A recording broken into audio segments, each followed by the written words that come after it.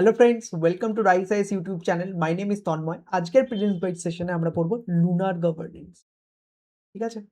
দেখো, আজকে সকালের ওয়াট টু রিড সেশনে তোমাদের বলা হয়েছিল এই পার্টিকুলার আর্টিকেলটা এডিটোরিয়াল পেজ থেকে দ্য হিন্দু নিউজ পেপারে ভালোভাবে পড়ার জন্য।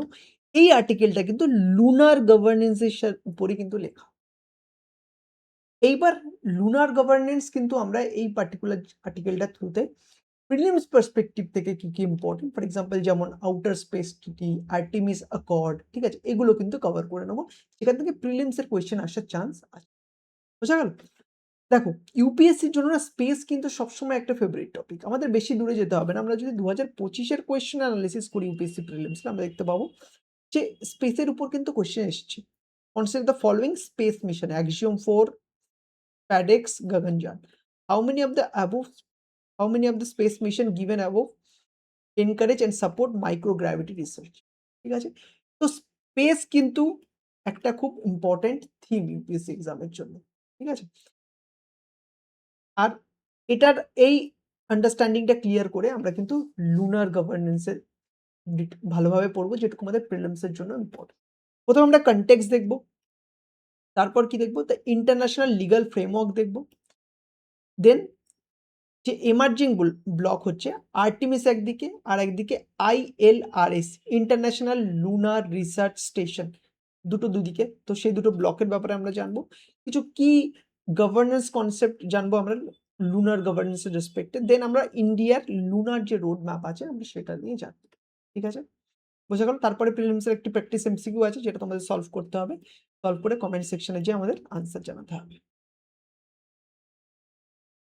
দেখো, এই যে পার্টিকুলার আর্টিকেলটাতে আছে না, সেখানে কিন্তু যে ইউএস এর অ্যাকশন সেটাকে কিন্তু এই অথর কিন্তু পুরোপুরি সমর্থন করেনি, সেটাকে কিন্তু ক্রিটিসিজম করেছে। বাট আমাদের যদি আমরা মেইনসে ডিসকাস করতাম তাহলে আমরা যে তার কস্ট বেনিফিট, ঠিক আছে, পুরো অ্যানালিসিস করতাম। সেটা তো মেইনসের পার্ট। বাট আমাদের আর মেইনসে কিন্তু ওই টাইপের কোয়েশ্চেনও আসে না, কিন্তু প্রিলিমসে এখান থেকে আমরা কি জানতে পারি বা প্রিলিমসের পার্সপেক্টিভ থেকে কি শিখতে পারি, এই যে পার্টিকুলার ডিসকাশন আছে তার কিন্তু স্কোপ ওটা। বোঝা গেল? এইবার এই আর্টিকেল ছাড়া আমরা একটা ইন জেনারেল কনটেক্সট দেখে নিই। দেখো, UN committee on peaceful use of outer space, একটা ইউএন কমিটি আছে।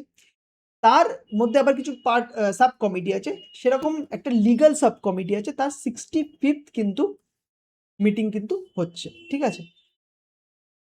এপ্রিলে কিন্তু হয়েছে। ঠিক আছে? আর এই যে এই মিটিংয়ে না, এখানে কি এই লুনার অ্যাক্টিভিটি যে বাড়ছে, ঠিক আছে, রিসেন্টলি নাসা থেকে আর্টেমিস 2 লঞ্চ করা হলো, ঠিক আছে, তার আগে চন্দ্রয়ান 3 লঞ্চ ইন্ডিয়া থেকে পাঠানো হয়েছিল, ঠিক আছে। তো লুনার অ্যাক্টিভিটিস কিন্তু বাড়ছে। আর এই লুনার অ্যাক্টিভিটিসকে যাতে ট্রান্সপারেন্ট অ্যান্ড সাস্টেনেবল ওয়েতে ম্যানেজ করা যায় তার ফ্রেমওয়ার্ক কিন্তু এখানে ডিসকাস হয়েছিল। ঠিক আছে?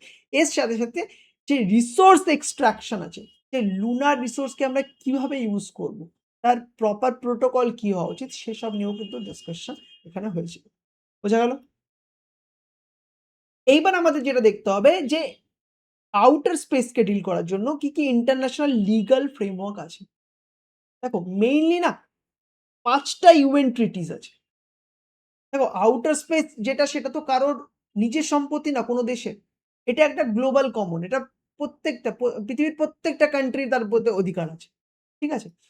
তো কোন ৫ টা ইউএন ট্রিটিস আছে ইম্পোর্টেন্ট? ১ম দেখো আছে আউটার স্পেস ট্রিটি 1967। এইটা না এই বলা হয় Magna Carta of space laws. যত স্পেস ল আছে তার মধ্যে most important outer space treaty 1967। ঠিক আছে?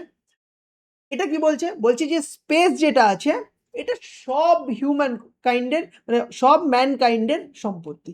Province of all mankind. ঠিক আছে? এটা কোনো কারোর একার না। ঠিক আছে? আর এছাড়াও এটা কি করে? Prohibit national appropriation. যে কোনো কান্ট্রি গেল যে বলল যে এই পার্টিকুলার আউটার স্পেসে এই জায়গাটা এটা আমার সভারেনিটির মধ্যে আছে, সেরকম কিন্তু করা যাবে না। সেটাকে প্রহিবিট করা আছে আউটার স্পেস ট্রিটির দ্বারা। এছাড়াও ওয়েপন অফ মাস ডিস্ট্রাকশন, ঠিক আছে, সেগুলো কিন্তু আউটার স্পেসে কিন্তু প্লেস করা যাবে না। That is a strict no. এই আউটার স্পেস ট্রিটি দ্বারা কিন্তু বলা আছে। আউটার স্পেস ট্রিটি ছাড়াও আছে দেখো the rescue agreement. Rescue agreement কি করছে?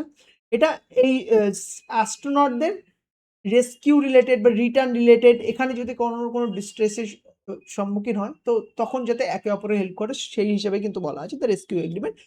বাট আমাদের এক্সামের জন্য আউটার স্পেস ট্রিটি সব থেকে বেশি important and the moon agreement সব থেকে বেশি ইম্পর্টেন্ট, এই দুটো আমরা জানবো, বাট বাদ বাকিগুলো আমরা একবার জাস্ট জেনে নিই। এছাড়াও আছে লাইবিলিটি কনভেনশন 1972। ধরো কোনো দেশ কি করলো, স্যাটেলাইট লঞ্চ করেছে বা কোনো অন্য কোনো স্পেস অবজেক্ট লঞ্চ করেছে, ঠিক আছে, তো সেই সেই যে স্পেস অবজেক্টটা লঞ্চ করেছে সে যদি অন্য কোথাও কোনো ড্যামেজ করে তার যে লাইবিলিটি সেটা কিন্তু ওই লঞ্চিং স্টেটের উপর আসে। স্ট্যাবলিশ দ্য লঞ্চিং স্টেট আর absolutely liable to pay compensation for damage. বোঝা গেল? এছাড়াও আছে রেজিস্ট্রেশন কনভেনশন, মানে নাম শুনেই বুঝতে পারছো যে রেজিস্ট্রিটা মেনটেন করা, ঠিক আছে, required state to maintain registry of object launch to space, কোন কোন স্পেসে অবজেক্ট লঞ্চ করা যায় তার একটা রেজিস্ট্রি মেনটেন, ঠিক আছে, এগুলো নর্মাল নাম শুনে বোঝা যাচ্ছে। বাট দেন কাম আসছে মুন এগ্রিমেন্ট 1979। কি বলছে?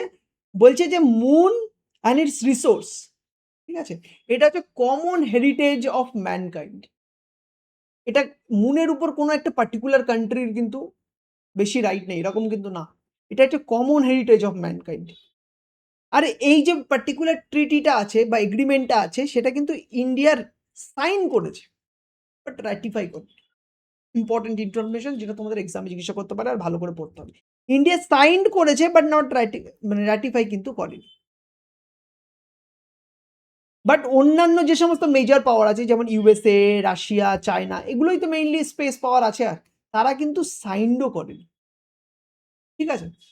এরপর আমরা আসছি, তাহলে আমরা কি কি বললাম যে 5টা ইম্পর্টেন্ট ইউএন ট্রিটিস আছে, তার মধ্যে সবথেকে বেশি যে দুটো ইম্পর্টেন্ট যেটা আউটার স্পেসকে গভর্ন করে, outer space treaty 1967 and the moon agreement 1979, right. এরপর আমরা কি দেখবো, যে আমরা দেখতে পাচ্ছি এই যে লুনার এক্সপ্লোরেশনটা এতটা আস্তে আস্তে বাড়ছে, তো এখানে না দুটো ব্লক দেখা যাচ্ছে।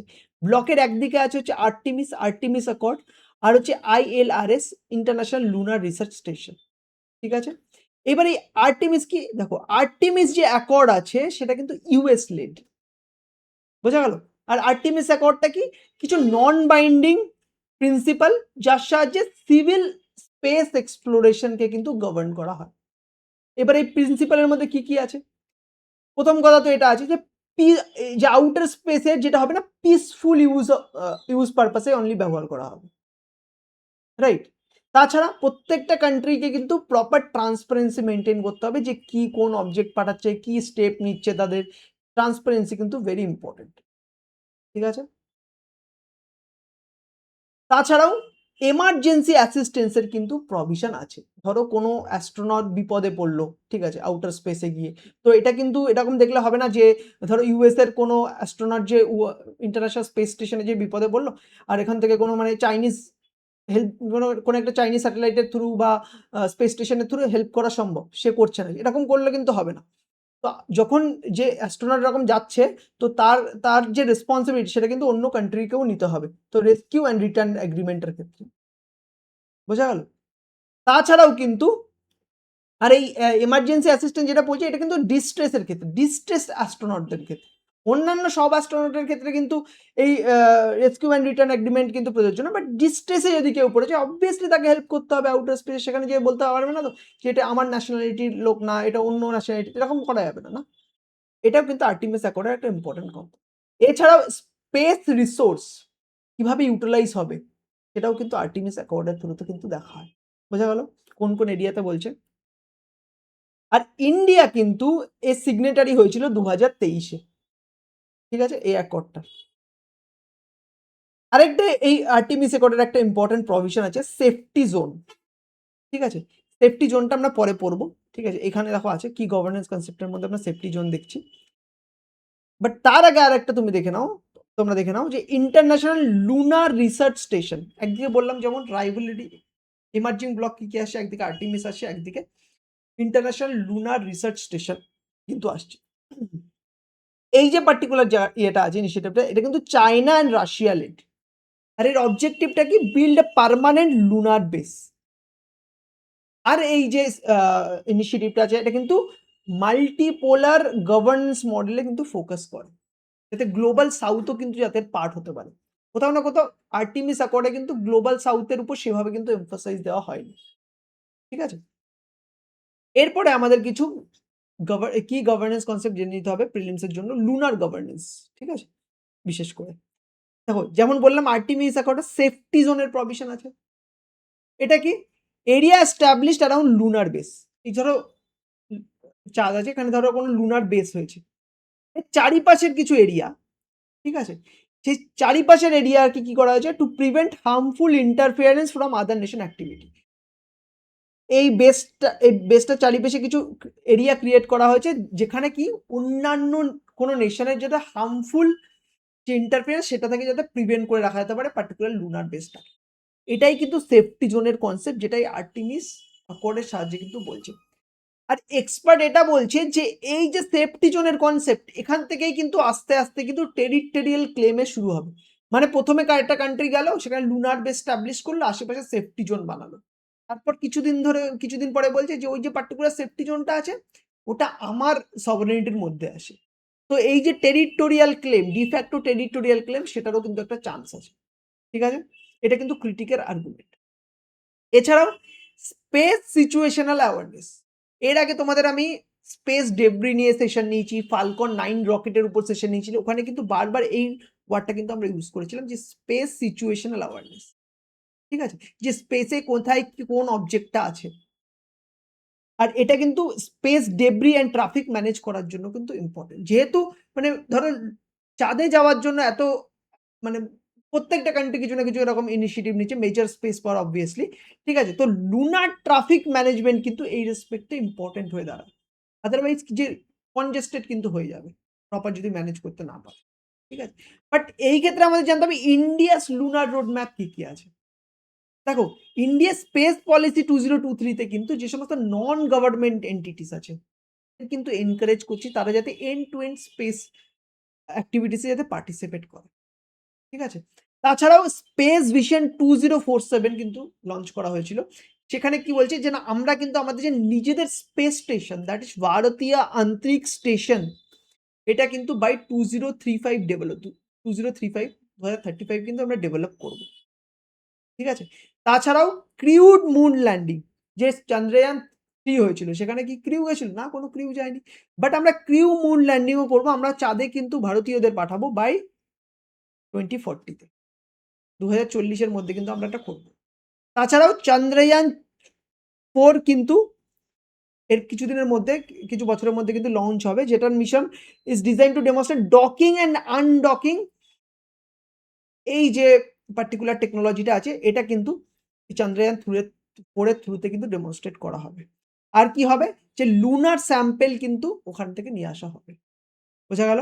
আর এটা না জাপানের সাথে কোলাবোরেট করে কিন্তু এই চন্দ্রযান 4 কিন্তু লঞ্চ করা। বোঝা গেল? তাহলে আমরা কি দেখলাম? কনটেক্সট দেখলাম, কিন্তু তার থেকেও যেটা সবথেকে বেশি ইম্পর্টেন্ট যে কোন লিগ্যাল ফ্রেমওয়ার্ক গুলো গভর্ন করে আউটার স্পেসকে, তার মধ্যে আমরা দেখলাম আউটার স্পেস টিচ is the most important. Then Moon Agreement জানলাম, আমরা দেখলাম আর্টিমিস অ্যাকর্ডের কিছু basic details, and then ILRS that is International Lunar Research Station. Then আমরা কি কনসেপ্টের মধ্যে সেফটি জোন দেখলাম, যেখান থেকে দেখলাম যে পরবর্তীকালে কি হতে পারে, এই সেফটি জোনের কনসেপ্টে ট্রান্সফর্ম হয়ে টেরিটোরিয়াল ক্লেমে পরিণত হতে পারে। দেন আমরা স্পেস সিচুয়েশনাল অ্যাওয়ারনেস দেখলাম। দেন আমরা আসলাম ইন্ডিয়াস লুনার রোড ম্যাপে, যেখানে দেখলাম যে আমাদের টার্গেট কি আছে। ফর এক্সাম্পল স্টাবলিশিং ভারতীয় আন্তরিক স্টেশন বাই 2035, অ্যান্ড সব থেকে ইম্পর্টেন্ট চন্দ্রয়ান 4, যার সাহায্যে আমরা ডকিং অ্যান্ড আনডকিং এর যে আমাদের টেকনোলজিক্যাল পাওয়ার সেটাকে আমরা ডেমনস্ট্রেট করতে চাই। বোঝা গেল? এইবার এই প্রিলিমস এর কোয়েশ্চেনটা আছে with reference to international lunar governance consider the following step.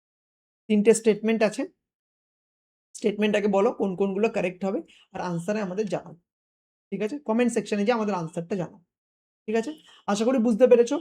আর কোনো যদি ডাউট থাকে আমাদের কমেন্ট সেকশনে যে জানাও। আর তোমরা যারা সেম আর্টিকেলটা বাংলায় পড়তে চাও, দেখবে রাইস আইসের ওয়েবসাইটে কিন্তু সেম আর্টিকেলটা বাংলাতেও দেওয়া আছে। তোমরা যে মিডিয়ামে কমফোর্টেবল পড়বে, পড়ে একটা কমপ্লিট ক্ল্যারিটি কিন্তু ডেভেলপ করে নেবে, ঠিক আছে? সেটা কিন্তু সবথেকে বেশি ইম্পর্টেন্ট, ঠিক আছে? আশা করি বুঝতে পেরেছো। And thank you so much for attending this particular discussion, and all the very best for your upcoming prelims exam. Thank you, student.